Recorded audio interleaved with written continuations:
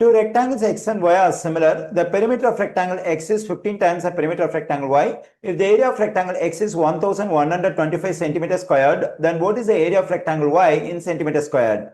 From the given information, I can write the ratio of the perimeters of two rectangles, that is perimeter of rectangle x to perimeter of rectangle y.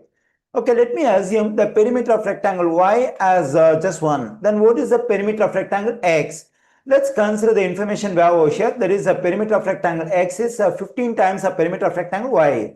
Now to get the perimeter of rectangle x, we have to take 15 times of this one. 15 times 1 is 15. Here I got the ratio of the perimeters of two rectangles. Since the two rectangles x and y are similar, from the ratio of the perimeters, I'll be able to get the ratio of the areas of two rectangles. That is area of rectangle x to area of rectangle y. Okay, from the terms of the ratio of perimeters, if I want to get the ratio of their areas, I have to square both the terms over here. Then I'm getting 15 square to 1 square.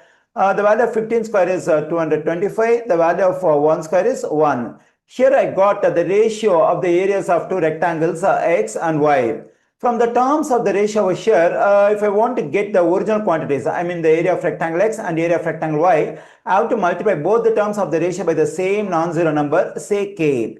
Okay, when I multiply this 225 by k, I am getting 225k. When I multiply this 1 by k, I am getting just k. This 225k represents the area of rectangle x and this k represents the area of rectangle y.